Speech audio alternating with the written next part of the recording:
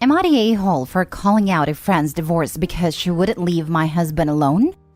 My husband works with a girl named Lucy, who also happens to be part of our social circle. I wouldn't say she's close to us, but she's a close friend of a friend, so we'll see her once in a while when there are group outings.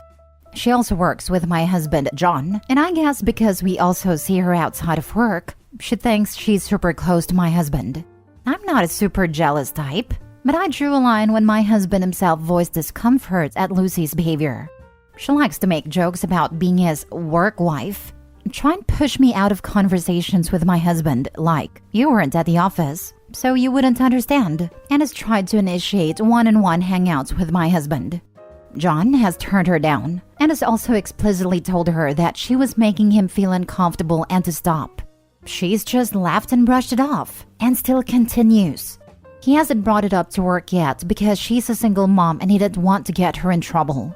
Her advances have mostly been just annoying, but it recently escalated, which brings us to the issue. At a barbecue, my husband was sitting around a fire pit with his friends. I got up to get food, and I came back right as Lucy came and sat down on my husband's lap while joking, "Your work wife can entertain you while your normal wife is busy." This was the first time she made a physical advance, and my husband immediately jumped up and pushed her off. She laughed and told him to stop being so sensitive, and I could tell it embarrassed my husband. It was at this point that I told her, maybe if you had focused more on being a real wife instead of a work wife, you wouldn't be divorced. Lucy immediately left the party after that, and I found out from our friend that she cried in her car. She since skipped and avoided all events where I'm there with my husband, which has caused a strain with our mutual friend.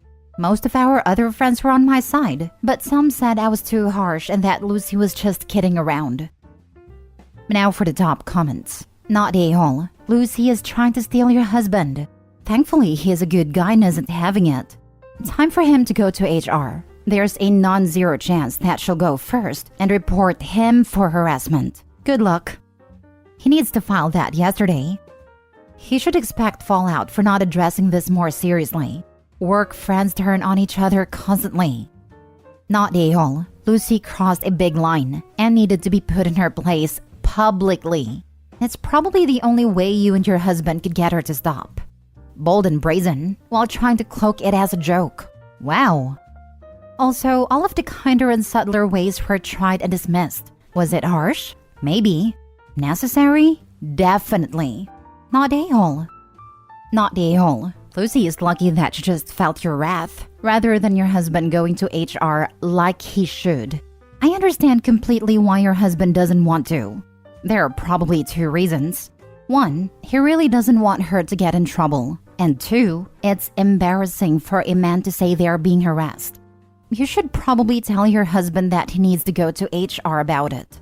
She shouldn't lose her job over one instance, and she'll hopefully learn a very valuable lesson.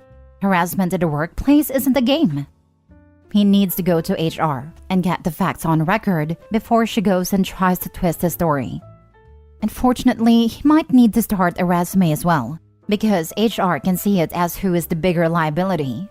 Hopefully his job performance is better than a single mom trying to steal someone else's husband and keeping him as in the company's better interest. Next story. Am I the a-hole for not wanting people at our pool? My fiancé and I own a house with a pool in the backyard. His brother Jay had asked the day before if him and his family, wife plus 3 kids, could come over on Sunday to swim after one of the kids' sport games, which was at a park close by to us. Now, fiancé and I own a business together that requires working from home on Sundays. Everyone that we know is aware of this, including his brother. I voiced my opinion that I felt it was weird for people to be at our place while we were working in the basement. But fiancé assured me that it would just be chill. He said it's normal for a family to use people's pool even if they weren't home. So, we let them come thinking that they would swim for maybe an hour then leave. But it wasn't just them. Fiancé's parents also came. We figured they would. But the kicker is that Jay also invited 2 of his friends plus their partners and their kids as well. We do know these people, but both fiancé and I were not aware of this beforehand. So now it's a full-on party in our backyard while we are working in the basement. I became very annoyed that they did not only invite themselves, but some of their friends as well. It made me feel guilty that I couldn't be in my own backyard to host people because I was working. It also felt like they were just using the house and didn't really care about seeing us, the homeowners. Not to mention, the house was a complete mess. We had a busy Friday and Saturday, and I didn't bother cleaning much before because I figured it would just be Jay's family. Everyone was here from 1 p.m. till 7 p.m. We finished work around 3 p.m., at which time, fiancé put on his swim trunks to join them outside. I got in a pretty bitter mood from it all and stayed inside. I didn't even say hello to anyone because I figured they weren't even here to see me, just my pool. I did some laundry and some cleaning up, and I did end up seeing a few people who were coming inside to use the washrooms. I said hi and tried to make some small talk, but I really wasn't happy. Fiancé came in and said that I was creating an awkward/unwelcoming atmosphere by not being outside. I told him I never planned to have a party today, so I was just carrying on doing what I originally had planned, which was laundry and cleaning. Fiancé keeps saying that I was rude for not joining them outside after work. He also says things like the pool is meant to be used and that it's family time. Am I the a-hole? Edited to add, answering those who have asked, we bought this house together completely 50-50. Fiancé keeps saying that I was rude for not joining them outside after work. Not the a-hole. You're not obliged to host a party you didn't want with people you didn't invite. Agreed. She also has a fiancé problem. Just sounds like the fiancé is more laid back about friends and family using the pool than Opie is. Opie was perfectly capable of asking them to leave after an hour or so and could easily have said they needed a peace and quiet to work. Waiting until it's gone on a while then sulking/cold shouldering everyone is childish. Whether the family brought a couple extra people unannounced or not. Not that that isn't a bit rude itself. The fiancé is more laid back about friends and family using the pool than Opie. Of course he is. It's his side of the family. It's very usual to have an agreement that each spouse deals with their own side of the family to prevent some "how dare you say that" comments. Wanna bet that neither the fiancé nor his brother and his extended uninvited guests would be amenable to Opie going out there and say, "People, that's enough. I have work to do." This is a fiancé problem, not a brother-in-law problem. Not the a-hole. This is the most concise statement that sums up the real issue. I wouldn't say it's necessarily a problem, just a pretty severe misalignment when it comes to the pool/having guests over/boundaries. Sounds like Opie's fiancé likes having guests over and doesn't mind people using their pool whenever. And it is his pool too. He does get a say in who uses it and when. Next story. Am I the a-hole for not contributing to my boyfriend's home renovations? My boyfriend and I, both in our 30s, have been together for almost 2 years. Each make decent money, though he makes almost twice my income, and plan to marry and have kids in a year. Less than a year into dating, I agreed to move into his house, which he owned for several years at that point. Before officially moving in, all he requested to me was to pay 40% of the monthly mortgage and utilities payment and to take turns buying groceries. I gladly agreed and have consistently done that. I've also been paying for everyday necessities, such as toilet paper, soap, paper towels, etc. And we use my car 90% of the time because he's pointed out that my car is more gas efficient. I always pay for gas too. I estimate these extra monthly costs to be around $400 to $500 and never complain. Since the beginning of our relationship, he shared his home renovation plan starting with the bathrooms, which he estimates to cost at least $10,000. I like the idea because the improvements would be nice to have. Floor-to-ceiling marble, glass shower doors, and new windows to add natural light. There are currently no issues with the bathrooms, but he insists we should get it done before we have kids, and would like me to contribute. I've always been upfront about my hesitation to contribute large amounts to a home I don't own because we aren't married yet, and I'm not on the deed. I also don't want to be like his ex who contributed to similar expenses, and obviously that didn't work out. I told him it would give me comfort in knowing I contribute large amounts to something I also own, and also shared my insecurity about ending up like his ex, which he thinks is ridiculous because nothing's guaranteed anyway. We could marry and divorce. He recently had other improvements made to the house which costed about $10,000. I didn't help pay or request these things, but I have made previous comments about how these upgrades would be nice to have eventually.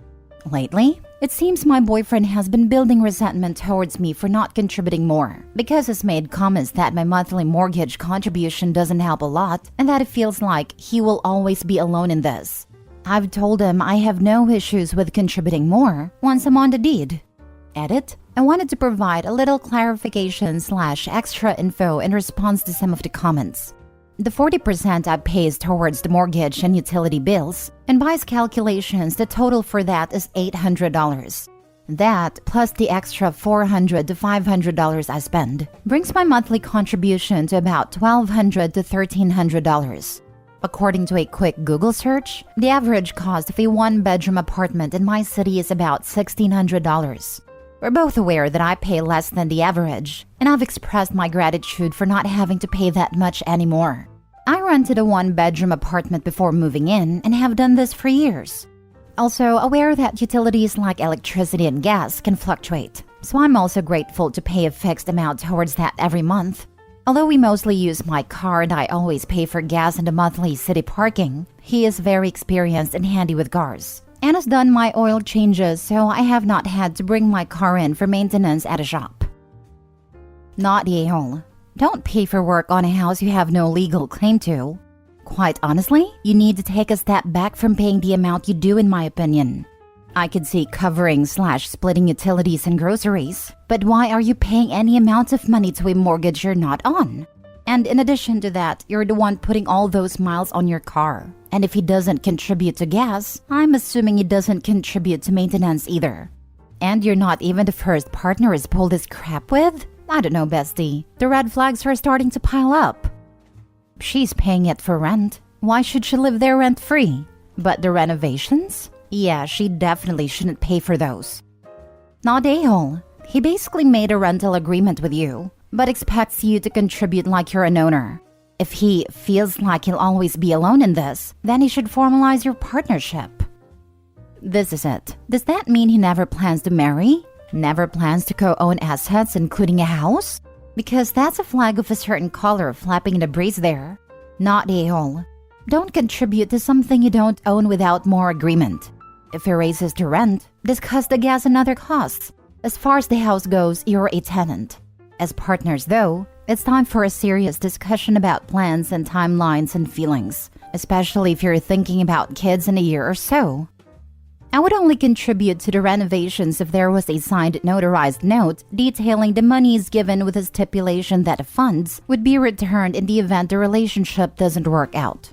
He could just be a man trying to build a home and life for you both, but he makes twice your income, expects 40% of mortgage for rent, and uses your car 90% of the time. That's an uneven split of costs. This smells like the guy's dangling the carrots of marriage and family to primp his home that you have no ownership claim to. Not the a-hole. You are right to think twice. Last story. Am I the a-hole for telling my wife's friend she was wrong to leave her alone? Yesterday, I had plans to take my son to a water park. I asked my friend's wife, who is good friends with my wife, to stay with her for the day. She can't really be alone right now because of her health. All of these plans were made in advance. When I got home, my wife was alone with our baby, and her friend was not there. I contacted a friend who said that my wife cussed her out and told her to get out of her home and her life. I understand that's a lot to put up with, but she didn't even call to tell me she was leaving her alone. She told me she didn't call me because my wife is a grown woman and everyone needs to stop coddling her. I said that wasn't her decision, and I felt betrayed by what she did. She called me a disaster whose life is falling apart, and that instead of passing judgment on her, I should shut up and listen for once. I didn't mean to offend her. I was just shocked by what she did. But her extreme response makes me think I did something wrong. Was I an a-hole for judging her actions? You're the a-hole. If your wife can't be left alone, you need to hire a caretaker, not pawn her health off on friends.